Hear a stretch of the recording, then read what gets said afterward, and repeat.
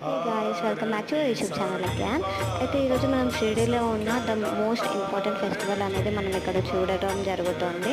ఇది సాయిబాబా పరిక్రమం అనేసి అంటారు. ఇది ఎందుకు సెలబ్రేట్ చేసుకుంటారు అంటే కలరా వ్యాధి అనేది వచ్చినప్పుడు సాయిబాబా గారు ఏం చేశారంటే గోధుమలన్నీ కూడా పిండి రూపంలో చేసేసి నలుమూలలో కూడా జల్లుకుంటూ వచ్చారనమాట.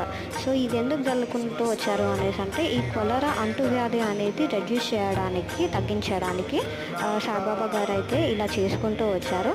ఇది ఎప్పుడు చేస్తారు అనేసి అంటే మాఘ పౌర్ణమి తెల్లారు, అంటే ద నెక్స్ట్ డే, మాఘ పౌర్ణమి అయిపోయినాక నెక్స్ట్ డే అనేది చేసుకుంటారు. ఇది చూడడానికి మహారాష్ట్రలోని చాలా మెంబర్స్, అంటే ఒక లక్షలాది మెంబర్స్ అయితే వచ్చారు.